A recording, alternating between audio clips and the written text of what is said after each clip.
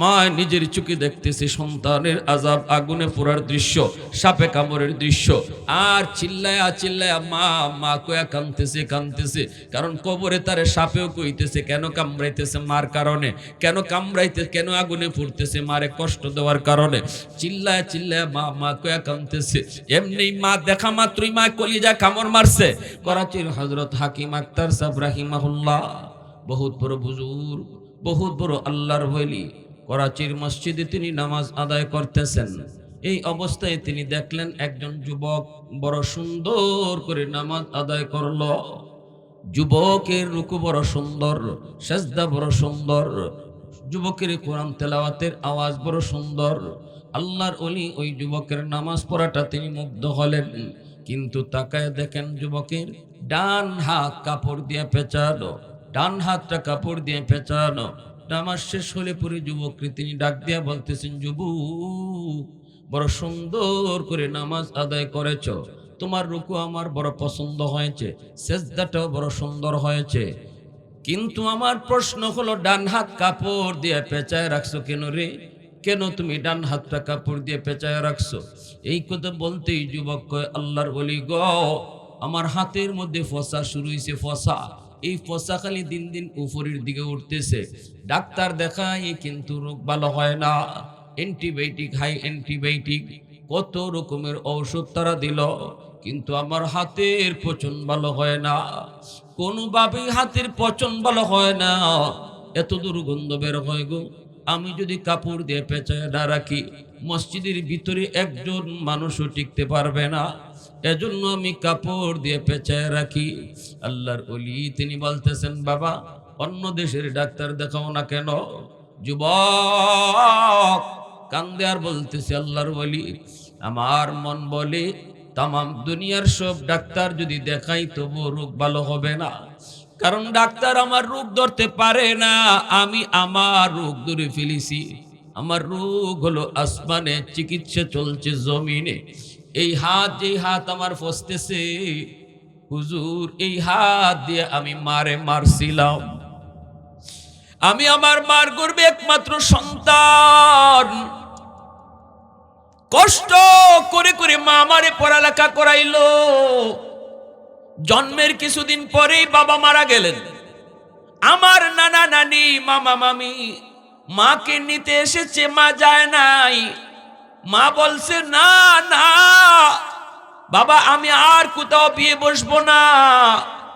আল্লাহ আমাকে একটা মানিক দিয়েছে, আমি আমার সন্তানের চেহারা দেখে জীবন যৌবন কাটায় দিব, আমি আর কোথাও বিয়ে বসবো না। হুজুর আমার মা মানুষের বাড়িতে কাম করছে, আত্মীয় স্বজনের কাছ থেকে ধার এনে আমাকে পড়ালেখা করাইছে। আমি কত বড় নিমক হারাম গো!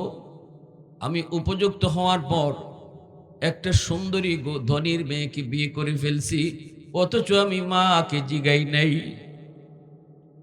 বাড়িতে আনার পর মা কইছে, বাজান বিয়ে করবি করবি অসুবিধা নাই, কিন্তু মারে তো জানাইতে পারতি। ঠিক আছে বাজান, কিন্তু মার একটা সন্দেহ, মার ভয় লেগে গেল। ধনীর মেয়ে গরিবের মারে কেমনে মা কুয়া ডাকবো গো, কেমনে আমার মা কুয়া ডাকবো? ছেলে কয়, মা টেনশন করবা না, আমি সব বলেছি, মা কোনো অসুবিধা নাই। কিন্তু হুজুর আমার মা যেটা ভয় করেছিলেন এটাই হয়েছে। কিছুদিন পরেই আমার সুন্দরী বউ, শিক্ষিতা বউ, ধনীর মেয়ে আমার মাকে মা কয়া ডাকে না। অফিস থেকে আসলে পরে মার বিরুদ্ধে আমার কানে কানে নালিশ দেয়। প্রথম দিন, একদিন, 2 দিন আমি ধমক দিয়েছি, কিন্তু আমি তো তার প্রতি দুর্বল।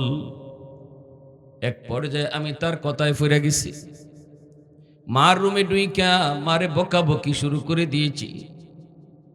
মায় কই, বাজান বউয়ের কথায় মারে বকিস না, আমি তোর বউয়ের সাথে কোনো ঝগড়া করি নেই, কোনো মারামারিও করি নেই, কোনো কাটাকাটিও করি নেই, কথার দিক দিক কোনো ঝগড়া করি নেই।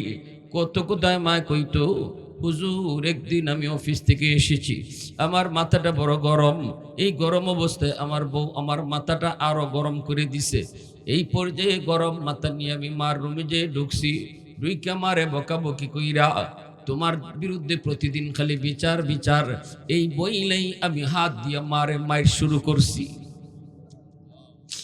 যেই মাত্র মার গায়ে হাত উঠাইলাম, এমনি মা চিৎকার দিয়া কয়, বাজান আজকে তুই মার গায়ে হাত উঠাই দিলি, এই হাতটা মা চুমায়া চুমায়া বড় করছি, এই হাতের মধ্যে শুধু মার চুমা লেগে আছে বাজান, এই দুনিয়াতে আমার কেউ নাই, কেউ নাই, আমার মা বাবা আত্মীয় স্বজন সব ছাড়ছি, শুধু তোর মুখের দিকে তাকাইয়া আজকে তুই বউয়ের কোথায় বুঝি মার গায়ে হাত উঠে দিলি।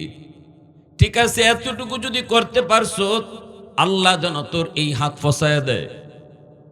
সাথে সাথে হুজুর আমি টের পাইছি আমার পায়ের জমিনটা কাইপে উঠছে, পায়ের জমিনটার সাথে সাথে টের পাইছি কাইপে উঠছে।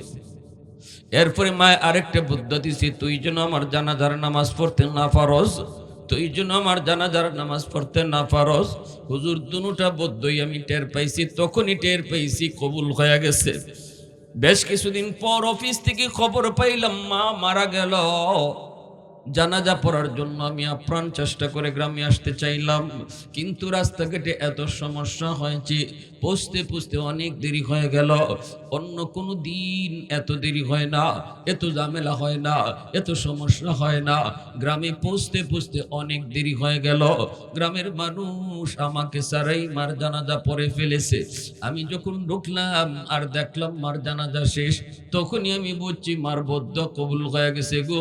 এখন দ্বিতীয় বদ্ধটা কবুল হওয়ার ফালা, তোর হাত যেন ফচ্চা যায়। হুজুর আমি কিছুদিন পরে টের পাইছি আমার হাতের মধ্যে ফুরা দেখা দিছে, এই আঙ্গুলের ফুরা থেকে ফসা শুরু হয়েছে। এই ফসা শুধু দিন দিন দিন দিন শুধু উপরের দিকে উঠতেছে।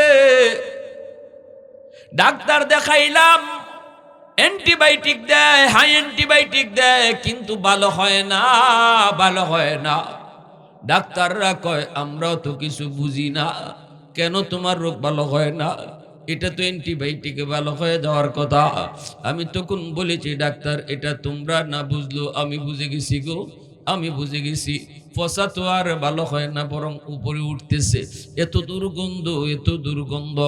আমার সুন্দরী বউ যার মায়া ভইরা আমি মারছিলাম গো, এই সুন্দরী বউটো আমারে ফেলাইয়া বাপের বাড়ি চলে গেছে, দুর্গন্ধে টিকতে পারে না।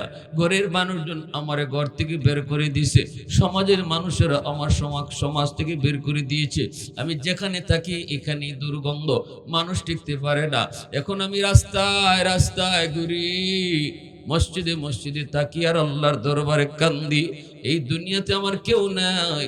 আমি আমার মার গায়ে হাত উঠানোর কারণে আল্লাহ দুনিয়াতে নগদ শাস্তির মধ্যে ফালাইয়া দিছে। নাউজুবিল্লাহ, জোরে কও। হুজুর আমার বাঁচার কোন উপায় আসেনি, বাঁচার কোন উপায় আসেনি। করাচির হযরত হাকিম আখতার সাহেব রাহিমাহুল্লাহ বয়ানের মধ্যে বলেছেন, কিতাবের মধ্যে ঘটনা লিখেছেন, আল্লাহর ওলি কই যুবক আল্লাহর কাছে কান্দো। শোনো রে, আল্লাহর কাছে যতই তুমি কান্দো, যদি বাপ মার দিল তোমার উপরে খুশি না হয়, বিশেষ করে মার যে মারে কষ্ট দিছো, এই মা যদি তোমার উপরে খুশি না হয়, মা যদি হাসরের ময়দানে মাফ না করে, তাহলে বাঁচবার কোনো উপায় নেই। আল্লাহ কিন্তু তোমারে মাফ দিবে না, আল্লাহ মাফ দিবে না। হাসরের ময়দানে মারে তুমি বাঁচানোর ব্যবস্থা করো। কেমনে করবা? তিনি বলেন, আবু দাউদ শরীফে একখান হাদিস, আল্লাহর নবী তিনি হাদিসটা বলে গেছেন, মান যারা কবর আবাওয়াইহি ফি কুল্লি জুমাতিন গফিরা লাহু কুতিবা বাররান। জুম্মার দিন যদি সন্তান বাপ মার কবর জিয়ারত করে, এই জিয়ারতের উসিলায় আল্লাহ বাপ মারে মাফ করে, সন্তানরাও আল্লাহ মাফ করে দেয়। আওয়াজ দিয়া কও না সুবহানাল্লাহ, আরো আওয়াজ দিয়া সুবহানাল্লাহ। এ যুবক বলো না, জুম্মার দিন কবর জিয়ারত কঠিন কাজ না সহজ কাজ? আরো জোরে, কঠিন না সহজ? জুম্মার দিনে কবর জিয়ারত যদি তুমি করো, এই জিয়ারতের উসিলায় যদি আল্লাহ পাক তোমারও মাফ করে, তোমার বাপ মারও মাফ করে, বাপ মা যদি মাফ করে দেয়, আল্লাহ যদি মাফ করে দেয়, সন্তানের দোয়ার ওসিলায় যদি বাপ মার আল্লাহ মাফ করে দেয়, কিয়ামতের ময়দানে আল্লাহ এটাই কইব, মারে ও মা, তোমার সন্তানের বিরুদ্ধে তুমি মামলা দিছো, কিন্তু তুমি যে জান্নাতি হইছো জানোনি? এই সন্তানের দোয়ার ওসিলায় সন্তান জুম্মার দিন তোমার কবরের পাশে গিয়া কাঁদছে, কবরের পাশে গিয়া কোরআন তেলাওয়াত করছে, এই খাতিরে আমি আল্লাহ তোমারে মাফ করে দিছি। এবার তুমি কও তোমার সন্তানের মামলা তুমি তুলবাইনি? তখনই মা খুশি হয়, কইব, মালিক আমার সন্তানকে মাফ করে দিছি। আওয়াজ দিয়ে সুবহানাল্লাহ। আর নতুবা মাপের কোনো উপায় নাই, উপায় নাই। এই পৃথিবীতে আব্দুল কাদের জিলানী একজন দুইজন না, হাজারো আব্দুল কাদের জিলানী যদি ঘরে ঢুকাও, তোমার ঘরে যদি দাওয়াত খাওয়াও, তাদের ইন্ডিয়া যদি তুমি দোয়া করাও, তবু আল্লাহর দরবারে তোমার দোয়া কবুল হবে না। যদি মার কলিজায় ব্যথা থাকে, বাবার কলিজায় ব্যথা থাকে, কারণ মায়ের নবী, দয়ার নবী মদিনার কবর জান্নাতুল বাকির পাশ দিয়ে নবী সাহাবায়ে কেরামদেরকে নিয়ে যাইতেছেন। এই অবস্থায় আল্লাহর নবী মদিনার কবর, ওই কবরের ভিতরে দেখতেছেন একটা যুবক, নগদ কবর হইছে যুবকটার। এই যুবকটা কবরের ভিতরে আযাব ভোগ করতেছে, আগুনে পুড়তেছে, সাপের কামড় খায়, আর মা মা কয়ে চিৎকার করে কান্না করে। আল্লাহ পাক অন্তর চোখে নবীর দেখায় দিছেন কবরের আযাব। আল্লাহ মানুষে দেখায় না রে যুবক, আল্লাহ পাক মানুষের চোখের আড়াল করে রাখছে। কেন আল্লাহ কবরের আযাব মানুষের চোখের আড়াল করলো? যদি কবরের আযাব আল্লাহ আড়াল না করত, দুনিয়ার মানুষ যদি কবরের আযাব দেখি ফেলাইতো, তাহলে রাতের বেলা কবরের পাশ দিয়ে তুমি যাও, এটা তো দূরের কথা, দিনের বেলাও কেউ কবরের পাশ দিয়ে যাওয়ার সাহস করত না। যত দূর পর্যন্ত কবর দেখা যায়, এত দূরের ভিতরে কেউ বাড়িঘর বানাইতো না। কবরের আযাব যদি মানুষ দেখতো, আর ওই মুর্দার চিৎকার কান্নার আওয়াজ যদি শুনতো, ফেরেশতার মাইরের আওয়াজ যদি শুনতো, কবর যত দূর পর্যন্ত দেখা যায়, এর ভিতরে কেউ বাড়িঘর পর্যন্ত বানাইতো না ডরাইয়া। কবরের আযাব যদি আল্লাহ মানুষে দেখাইতো, সন্তান মার লাশ নিয়ে কবরে যাইতো না, সন্তান বাবার লাশ নিয়ে কবরে যাইতো না, ব্যবসা বাণিজ্য করতে পারতো না। মার কবরের মধ্যে আযাব হইতেছে, ছেলে ব্যবসা করে কেমনে? বাবার কবরের মধ্যে আযাব হইতেছে, নিজের চোখে দেখে। এই সন্তানের ভিতরে বাদ যাইব কেমনে, ঘুম হইব কেমনে? এজন্য আল্লাহ পাক দুনিয়ার নিজাম ঠিক রাখার জন্য তোমার আমার চোখের আড়াল করে রাখছে আল্লাহ কবরের আযাবটা, যেন দুনিয়ার নিজাম ঠিক থাকে রে যুবক। কিন্তু আল্লাহ পাক মাঝে মাঝে আল্লাহ পাক দেখায়, দুই একটা নজির মাঝে মাঝে আল্লাহ দেখায়। দেখবেন কবরের উপর থেকে গরু ছাগল দৌড় মারে, মাঝে মাঝে দৌড় দেয় না, হাইওয়ান মাঝে মাঝে টের ফাইলায় কবরের মধ্যে আযাব, কবরের চিৎকার আওয়াজ শুননালে হাইওয়ানে। আল্লাহ মানুষের কানে শোনায় না, মানুষের কানে শোনাইলে দুনিয়াদারি বন্ধ হয়ে যেত, হাইওয়ান মাঝে মাঝে টের ফাইলায়। এমনি ভাবে আল্লাহ রাসূল সাল্লাল্লাহু আলাইহি ওয়াসাল্লামকে আল্লাহ দেখাইলিছেন কবরের আযাবটা, আল্লাহর নবী সরাসরি দেখে লাইছেন। দ্বীনের নবী, মায়ার নবী, রহমতের নবী, উম্মতের কান্ডারি নবী, কবরের ভিতরে যুবকের আযাব। আল্লাহ নবী দৃশ্য দেখার পর কিভাবে যাবেন? যুবকের জন্য নবীদের দরদ হবে, কারণ সে তো নবীর উম্মত। ঠিক না ঠিক না? আমার নবীর চোখে কোনো বিপদ নবী দেখবেন আর চুপচাপ চলে যাবেন, হতেই পারে না। নবীজি কারো দেখলে কষ্ট দেখলে নবীরও কষ্ট লাগতো, কারো চোখে পানি দেখলে নবী নিজেও কাঁদতেন। কবরের ভিতরে যুবকের কান্নার আওয়াজ শোনার পর, আযাব দেখার পরও নবী তো যাইতে পারেন না। নবীজি সাহাবায়ে কেরামকে নিয়ে দাঁড়ায় গেলেন। আল্লাহর নবী বলতেছেন, সাহাবীরা রে, আমি ওই যুবকের জন্য একটু আল্লাহর দরবারে সুপারিশ করব, তোমরা শুধু আমার সাথে আমিন আমিন বলবা। আমি আল্লাহর কাছে সুপারিশ করব, তোমরা শুধু আমিন আমিন বলবা। নবীজি হাত উঠায় দিয়েছেন, সাহাবীরা তো আযাব দেখেন না, নবীজি আযাব দেখতেছেন। নবীজি হাত উঠায় কই, মালিক, ও মালিক, তুমি তো আমাকে রহমতের নবী বলেছো, তুমি তো আমাকে দয়ার নবী বলেছ। আল্লাহ রহমতের নবী কবরের পাশ দিয়ে চলে যাবে, আর এই কবরের মধ্যে আযাব হবে, হয় না মালিক? হয় না। আল্লাহ তুমি তার আযাবটা বন্ধ করো। আল্লাহর নবী যখন কইছেন আযাব বন্ধ করো, সাহাবায়ে কেরাম সাথে সাথে বলছেন আমিন, আল্লাহ তুমি কবুল করো। কিন্তু যুবকের আযাব বন্ধ হলো না, যুবকের আযাব বন্ধ হলো না। নবীজি আবার হাত উঠায় দিয়েছেন, সাহাবায়ে কেরাম আবারও আমিন বলছেন, এইবারও যুবকের আযাব বন্ধ হলো না। আবারও রহমতের নবী হাত উঠাইছেন, দুইটা রহমতি হাত, এরপরও কিন্তু যুবকের আযাব বন্ধ হলো না। তিনবার নবী হাত উঠাইছেন। এ যুবক একটু দিলটা নরম করে কথাগুলি একটু বোঝার চেষ্টা করো রে। কারে তুমি কষ্ট দিতেছ, কার কলিজায় তুমি আঘাত দিতেছ? দুনিয়ার সব মানুষই তুমি খুশি করলা, কিন্তু বাপ মারে যদি কষ্ট দেও আল্লাহ তোমার উপর রাজি না। দুনিয়ার সব মানুষকে যদি তুমি রাজি করো, বাপ মারে যদি রাজি রাখতে না পারো, আল্লাহ রাসূল কই রাদার রাব্বি ফি রাদাল ওয়ালিদাইন ওয়া সাকাতুর রাব্বি ফি সাকাতিল ওয়ালিদাইন। বাপ মা রাজি থাকলে আল্লাহ রাজি, বাপ মা নারাজ থাকলে আল্লাহ নারাজ। তামাম দুনিয়ার সব মানুষ তোমার উপরে রাজি, কিন্তু বাপ মা রাজি না। আল্লাহ কয় আমিও তোর উপরে রাজি না। নামাজ পড়েও রাজি করাইতে পারবা না, বছরে বছরে হজ কইরেও আল্লাহকে রাজি করাইতে পারবা না, মসজিদ মাদ্রাসায় লক্ষ লক্ষ টাকা দান কইরেও আল্লাহকে রাজি করাইতে পারবা না।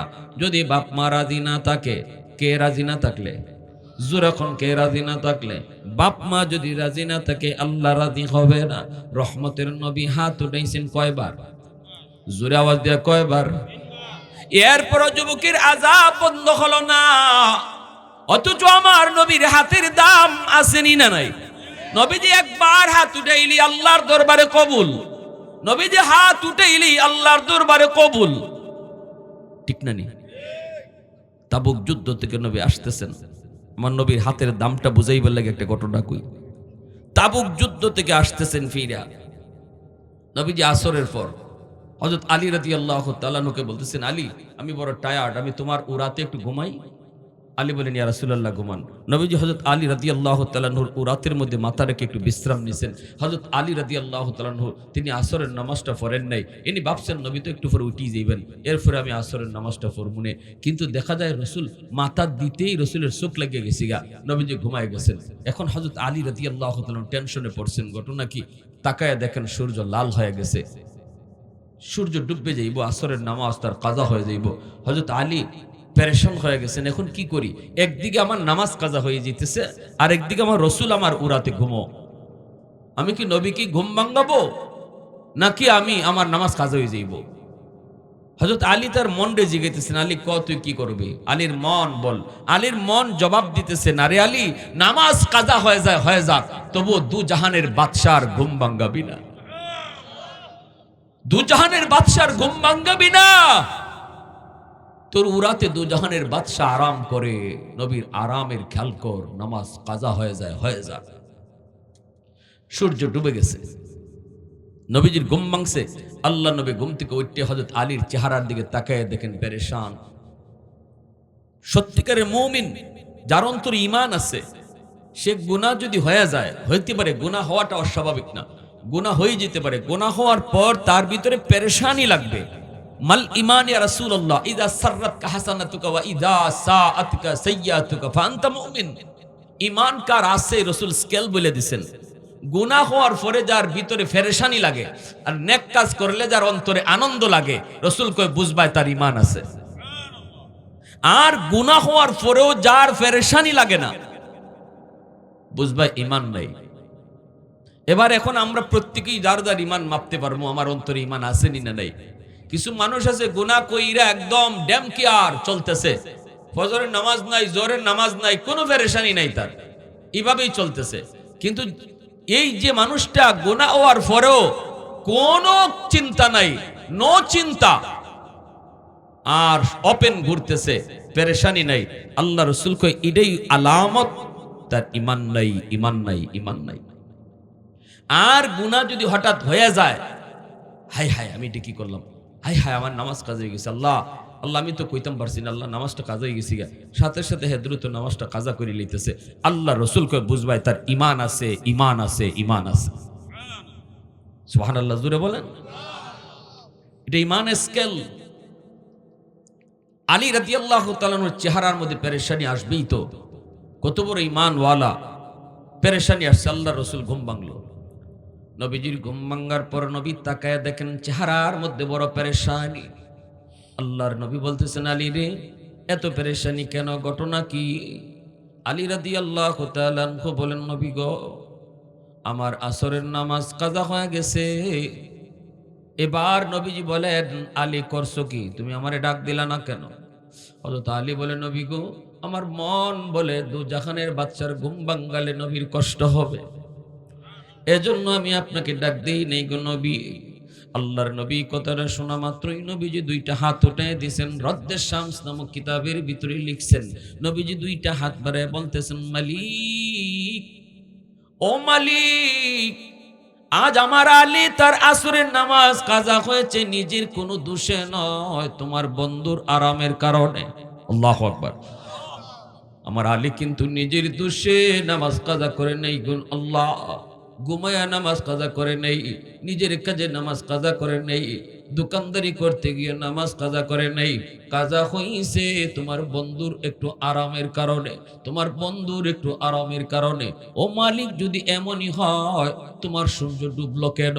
সূর্য তো তোমার কথায় উঠে ডুবে, তোমার সূর্য ডুবলো কেন? আল্লাহু আকবার, জোরে কও। আজ যদি আমার আলী তোমার দুস্তির আরামের কারণে তার নামাজ কাজা হইল, সূর্য কেন ডুবলো? সূর্য আরো আকাশে উঠায় রাখলা না কেন? সূর্য তুমি আকাশে আটকায় রাখলাই না কেন? আল্লাহ, আমি মানি না, মানি না, মানি না, আমার আলীর নামাজ কাজা হইতেই পারে না, আমার আলীর নামাজ কাজা হইতেই পারে না। হাত দুইটা উঠায় দিলাম, আমার হাত উপরে থাকতে থাকতে ডুবন্ত সূর্য আবার আকাশে উঠাও, আমার হাত উপরে থাকতে থাকতে ডুবন্ত সূর্য উঠাও। রদ্দের শামস নামক কিতাবের ভিতরে লিখেন, নবীজির হাত উপরে থাকতে থাকতে আল্লাহ পাক ডুবে যাওয়া সূর্য আবার আকাশে উঠায় দিয়েছেন।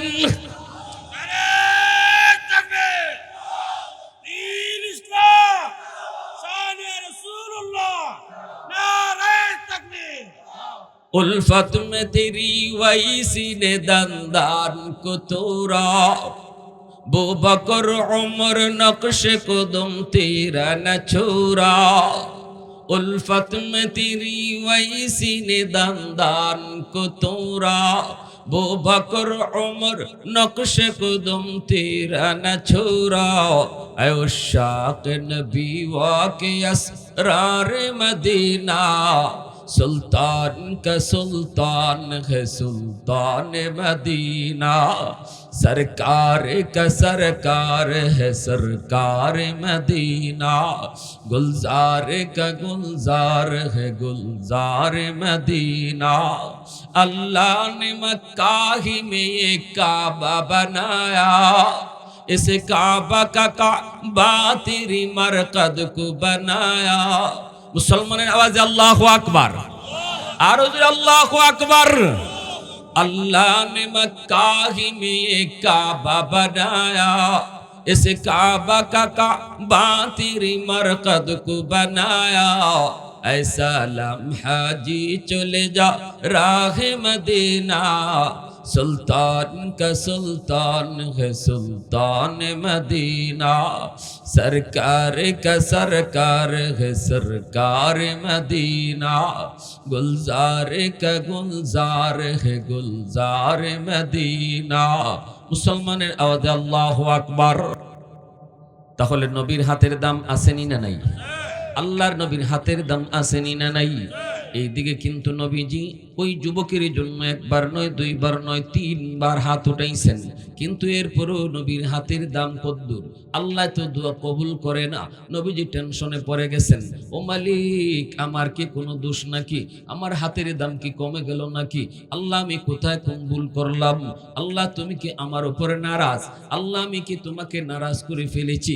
আল্লাহ পাক রব্বুল আলামিন তখন জানায়, বন্ধু, তুমি আমাকে নারাজ করো নাই, আমি তোমার উপরে নারাজ নই। ও বন্ধু, হাতের দাম কমে নাই, কমে নাই, হাতের দাম এখনো আছে। গন্ডগোল হলো যেই যুবক কবরে আযাব ভোগ করে, বন্ধু, এই যুবকের মা এখনো দুনিয়ায় জীবিত। এই মার কলিজায় অনেক ব্যথা, মারে দুনিয়া অনেক মায়ের দূর করছে, কলিজার ভিতরে ব্যথা মায়ের। মরার আগের দিনটা তো মারে মারছে, মরণের সময়টাতে মায় তার মাপ দেয় নাই। আমি আল্লাহ তাকায় রইসলাম, মা মৃত্যুর সময়টা তো মায় তারে মাপ দিলাই কিনা। আমি আল্লাহ দেখতেছিলাম মরণের সময়টাতে সন্তানের যখন রূহটা বাইর হয়, এই সময়টা তো মায় তারে মাপ দিলাই কিনা। কিন্তু এত কষ্ট মারে দিছে বন্ধু, এত নির্যাতন মারে করছে, মৌতের কষ্টটা দেখার পরেও কিন্তু মা সন্তানরে মাপ দিছে না, সন্তানেও মার কাছ থেকে মাপ নিছে না। এজন্য আমি আল্লাহ সিদ্ধান্ত নিয়েছি, যতক্ষণ পর্যন্ত মায় তারে মাফ না দিব, আমি তোমার সুপারিশও কবুল করব না। এবার আমারে তুমি বলো, আমার রহমতের নবীর সুপারিশ কবুল হয় না, সেখানে আব্দুল কাদের জিলানী, মঈনুদ্দিন চিশতিরে ঘরে আনিয়া যদি দাওয়াত করাও, দাওয়াত খাও, হাত উঠায় তারা, মার কলিজায় যদি ব্যথা থাকে, তাদের দোয়া কি কবুল হইব? কারণ হাজারো আব্দুল কাদের জিলানী আমার নবীর পায়ের ধুলার সমানও না। আওয়াজ দেখো ঠিক কিনা? হাজারো মঈনুদ্দিন চিশতি আমার নবীর পায়ের ধুলার সমানও না। সেখানে আমার নবীর সুপারিশ যেখানে কবুল হয় না, তুমি তোমার পেশাবরে মুরগি খাওয়াও, রান খাও, মুরগির রান খাওয়াও, তুমি তোমার পেশাবরে তুমি খাসি খাওয়াও, গরু খাওয়াও, কদুলিয়ে যাও, যত জালুয়ে যাও, গরু আর মহিষ যা তুমি খাওয়াও, কিন্তু মার কলিজায় যদি ব্যথা থাকে রে যুবক, বাবার কলিজায় যদি আঘাত দিয়া থাকো, পেশাবরে আত্মি খাওয়াইলো আল্লাহ খুশি হইতো না। পেশাব যদি হক্কানি পীর হয়, খাঁটি আল্লাহওয়ালা হয়, খুশি করো, শরীয়তের বিধান। আমরা এটা বলি যে হ্যাঁ হক্কানি পীরদের কাছে যাইবা কেন? জাহান তোমারে আখেরাতে তরাইব এই নিয়তে না, হক্কানি পীর বুজুর্গদের কাছে যাওয়া, বায়াত হওয়ার উদ্দেশ্য হইল ইনি আমারে আমলের লাইন বলাই দিব, আমারে জান্নাতে যাওয়ার পথ দেখাই দিব। পেশাবে জান্নাতও নিত না, পেশাবের কাম হইল জান্নাতে যাওয়ার পথ দেখাই দেওয়া। এই নিয়তে হক্কানি পীর বুজুর্গের কাছে যাইবা, ফিরে ফার করার ক্ষমতা নাই। এইটা হইল আকীদা, সহি বিশ্বাস।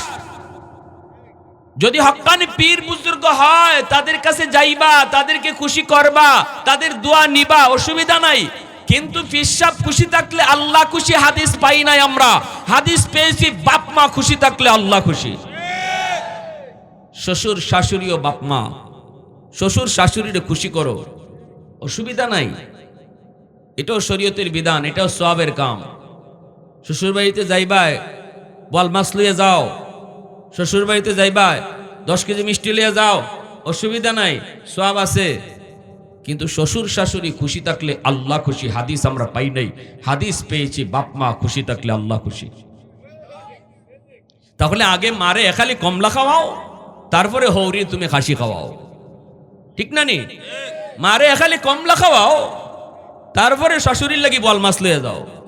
কিন্তু মা এখালি কমলা পাইতো না, আর তুমি শাশুড়ির লাগি তুমি লইয়ে যাবে আঙ্গুর, আরো কত কিছু, লাভ হইতো না। কষ্ট হইতেছে আপনাদের? কি ভাই কষ্ট হইতেছে? আল্লাহ আমাদেরকে বুঝদান করো, সবাই বলি আমিন। দ্বীনের নবী, মায়ের নবী চিন্তায় পড়ে গেলেন।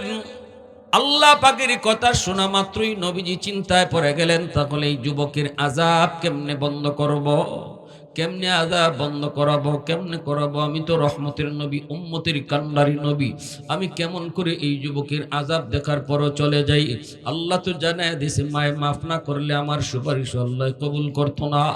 এইবার নবীজি চিন্তায় পড়ে গেলেন। নবীজি সাহাবায়ে কেরামদেরকে বলেন, সাহাবীরা রে, দৌড়ে যাও, তার মাকে যে আমি নবীর সালাম জানাও। নবীজির সালাম জানাইতেই মহিলা এখানে চলে আসলো।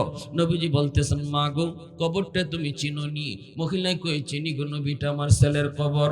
আল্লাহর নবী কই, মা গো, এটা তোমার সন্তানের? বলে হ। কয়দিন আগে মারা গেছে? কয় এতদিন আগে।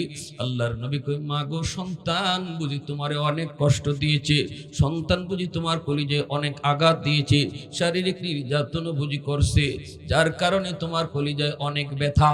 মরণের সময়টা তো তুমি তোমার সন্তানরে মাপ দেও নেই, বিষয়টা আমাকে জানাইছে আমার মালিক। যার কারণে তোমার ছেলে কবরের মধ্যে আযাব, জাহান্নামের আগুনে পুড়তেছে, সাপের কামড় খাইতেছে, চিৎকার করে মা মা কয়ে কাঁদতেছে। আমি রহমতের নবী তার পাশ দিয়ে কেমনে যাব গো, একটু সুপারিশ না করে কেমনে যাই? আমি তো তার জন্য আল্লাহর কাছে একটু হাত উঠাইছিলাম, কিন্তু মালিক একবার দুইবার তিনবারই আমার হাত ফিরাই দিছে। আল্লাহ পাক সাফ সাফ জানাই দিছে, মা তুমি যতক্ষণ পর্যন্ত তুমি তারে মাপ না দিবা ততক্ষণ আল্লাহ তার আযাব বন্ধ করবে না। মা গো, আমি নবী তোমার কাছে সুপারিশ করি গো মা, সন্তান কষ্ট দিয়ে ফেলছেন না বুঝা, আজকে এই কষ্টের কারণে কবরে আযাব ভোগ করে। আমি রহমতের নবী তোমার কাছে সুপারিশ করি, মা তুমি তারে মাফ করে দাও, তুমি মাফ না করলে আযাব বন্ধ হইতো না। আল্লাহর নবী যখন মহিলার কাছে সুপারিশ করেন মহিলায় মাফ দেওয়ার জন্য, সাথে সাথে মাথাটা নিচের দিকে দিয়ে দিছে। মাথাটা নিচের দিকে দেওয়ার কথা কয় না, চোখ থেকে দর দর করে পানি পড়তেছে, নবীজির সামনেই মায় কাঁদতেছে। এরপরে মায় কান্দা কান্দা কই, নবী গো কেমনে রে মাপ দিমু গো নবী, কেমনে রে মাপ দিমু গো নবী, এখনো আমার পিঠে মাইরের দাগ আছে, এখনো আমার পিঠে মাইরের দাগ, এখনো আমার হারে হারে ব্যথা গো নবী। বউয়ের কথা, বউয়ের কথায় আমি মার গায়ে হাত উঠাই তো কেমনে আমি এর মাপ দিব না, না আমি এর মাপ দিব না, মাপ দিব না। আল্লাহর নবী যখন দেখতেছেন মার দিল শক্ত হয়ে গেছে, মায় মাপ দিত না, নবীজির চোখ থেকে পানি ঝরতেছে, মায় কান্দে, নবীও কান্দে। এইবার নবীজি চিন্তায় পড়লেন, মালিক কেমনে কি করি গো মালিক, ও মালিক মার দিল তো অনেক শক্ত হয়ে গেছে, এই দিলের মালিক তো তুমি আল্লাহ, দিল নরম করা শুধু তোমার কাম, এটা মানুষের কাম না। আল্লাহ আমি একটা পথ তোমারে কয়া দিই, ও মালিক আমার মন বলে এই পথে আগাইলে মহিলার দিলটা নরম হইব। ও আল্লাহ, কবরের আযাবটা তুমি আমারে যেভাবে দেখাইছো, এই যুবকের আযাব তুমি আমারে যেইভাবে দেখাইছো, এইভাবে মারেও তুমি দেখায়া দাও। কারণ আমি নবীর মন বলে, মা যদি নিজের চোখে সন্তানের আযাব নিজের চোখে দেখে, তাহলে মার দিলটা নরম হয়ে যাবে। কারণ পৃথিবীতে যত মা সন্তানের কষ্ট, মায় কিন্তু সরাসরি দেখলে সইতে পারে না। যতই কষ্ট দেখ সন্তানে, কিন্তু সন্তান বিপদে পড়লে সবার আগে মায় টের পায়। বিদেশ বাড়িতে সন্তানের যদি কোনো বিপদ হয়, ফোন আসার আগেই মার কলিজায় কামড় দিয়ে উঠে। আওয়াজ দিয়া বলো ঠিক কিনা, ঠিক কিনা? যেই মাত্র আল্লাহ নবী কয়েন, মালিক তুমি আযাবটা মার চোখে দেখায় দাও, আল্লাহ পাক ওই দোস্ত তোমার এই সুপারিশটা আমি কবুল করলাম। যেইভাবে নবীর আল্লাহ আযাব দেখায় দিছে, এইভাবে মার চোখেও আল্লাহ কবরের আযাবটা এবার দেখায় দিলাইছে, পর্দা আল্লাহ সরায় দিলাইছে। মা নিজের চোখে দেখতেছে সন্তানের আযাব, আগুনে পোড়ার দৃশ্য, সাপে কামড়ের দৃশ্য, আর চিল্লায়া চিল্লায়া মা মা কয়া কাঁদতেছে কাঁদতেছে। কারণ কবরে তারে সাপেও কইতেছে কেন কামড়াইতেছে, মার কারণে, কেন কামড়াইতে, কেন আগুনে পুড়তেছে, মারে কষ্ট দেওয়ার কারণে। চিল্লায়া চিল্লায়া মা মা কয়া কাঁদতেছে। এমনি মা দেখা মাত্রই মা কলিজা কামড় মারছে। মা ডাক দিয়া কই, নবী গো, গো নবীজি আমি মাফ করে দিছি গো নবী, আমি মাফ করে দিছি। মা মাফ করতে দেরি হয়েছে, আযাবটা বন্ধ হতে দেরি হয় নাই। পৃথিবীতে মায়ের মতো আপন কেউ হবে না, পৃথিবীতে মায়ের মতো আপন কেউ হবে না। তোমরা কোনো দিনও মায়েরই মনেতে কষ্ট দিও না, তোমরা কোনো দিনও মায়েরই মনেতে কষ্ট দিও না। পৃথিবীতে মায়ের মতো আপন কেউ হবে না, পৃথিবীতে মায়ের মতো আপন কেউ হবে না। তোমরা কোনো দিনও মায়েরই মনেতে কষ্ট দিও না। কত পাপী মন আছে মাকে কষ্ট দেয়, মায়ের মনে কষ্ট দিয়ে অভিশাপ নেয়। মায়ের মনে কষ্ট দিলে খোদা যে সহে না, মায়ের মনে কষ্ট দিলে খোদা যে সহে না। তোমরা কোনো দিনও মায়েরই মনেতে কষ্ট দিও না।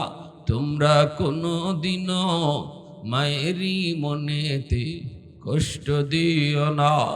একটু আওয়াজ দিয়ে বলি আল্লাহু আকবার, আরো জোরে আল্লাহু আকবার। ওই দিনও পত্রিকার মধ্যে দেখলাম রাশিয়ায় একটা বিল্ডিং ধসে পড়লো।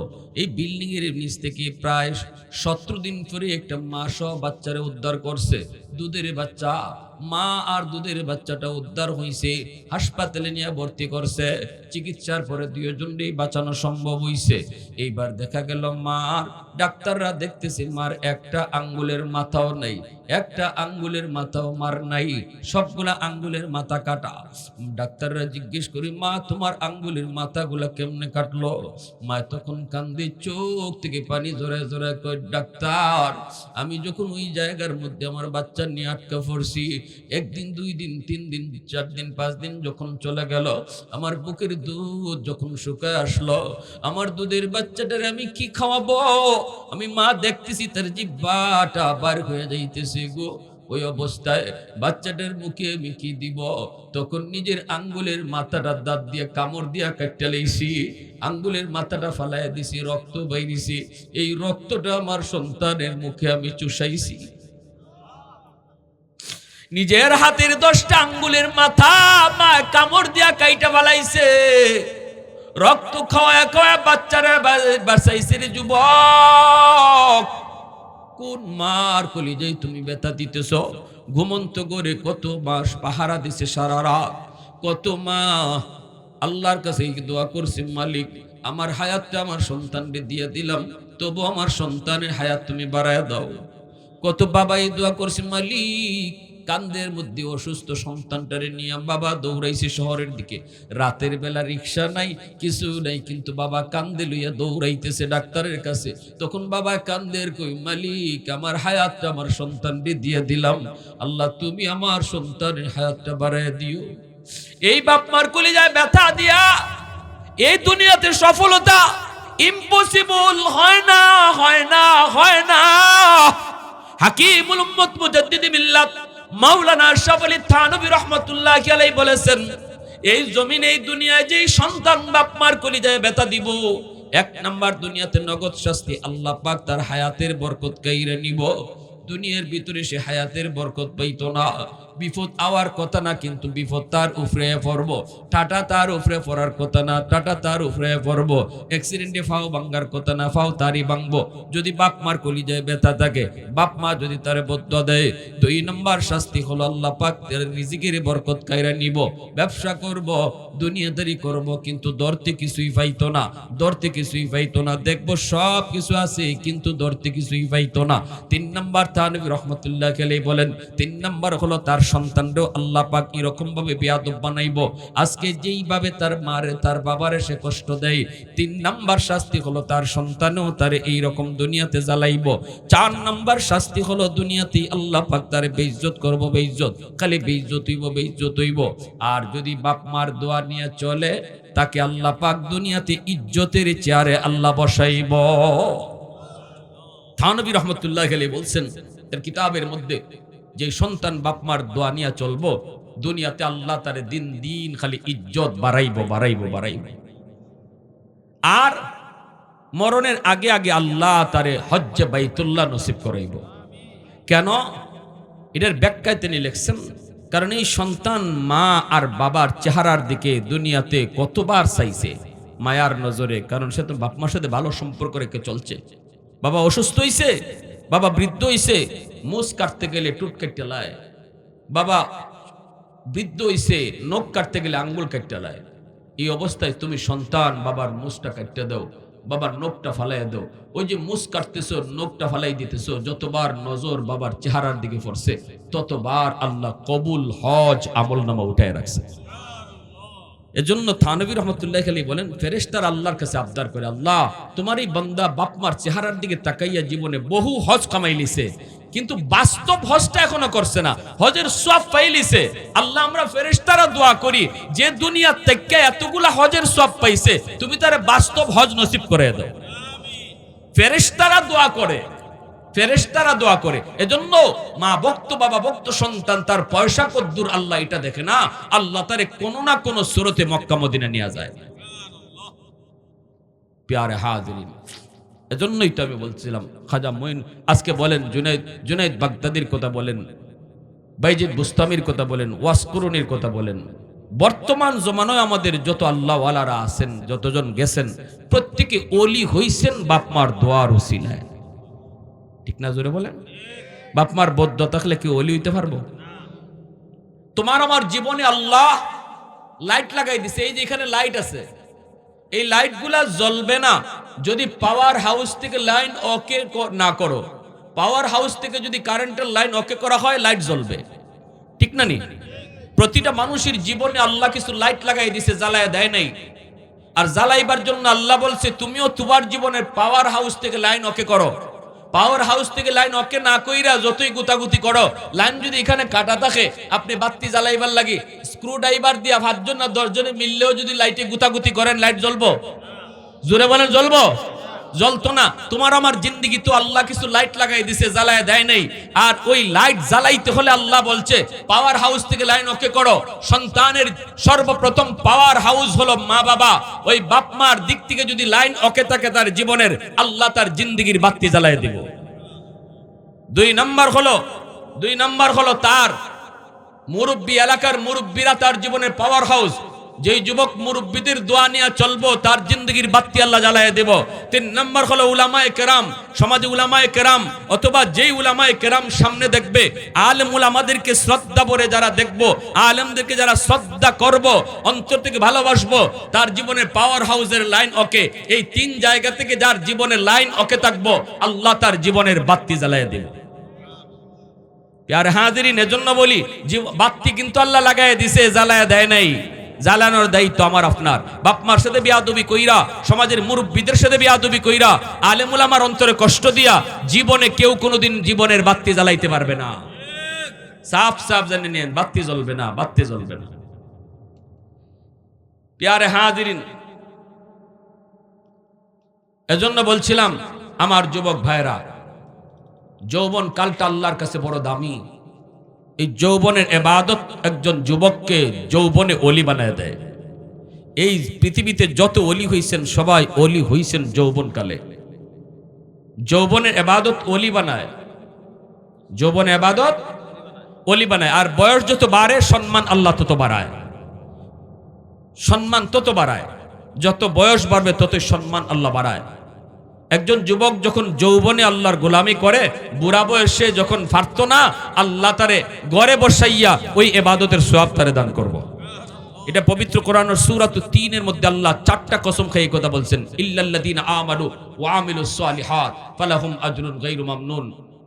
যদি গায়ে শক্তি থাকা অবস্থায় আল্লাহর গোলামি ঠিকমতো করো, তাহলে যেই বয়সে গায়ে শক্তি থাকতো না, ফারতায় না, তুমি চেষ্টা করবাই মসজিদে গিয়ে নামাজ পড়ার, এরপরে ফারতায় না, গড় পড়তেছো, আল্লাহ পাক রব্বুল আলামিন 4টা কসম খায়া কয়, গড়ে নামাজ পড়লেও তারে আমল নামায় মসজিদে জামাতের সওয়াব দান করো।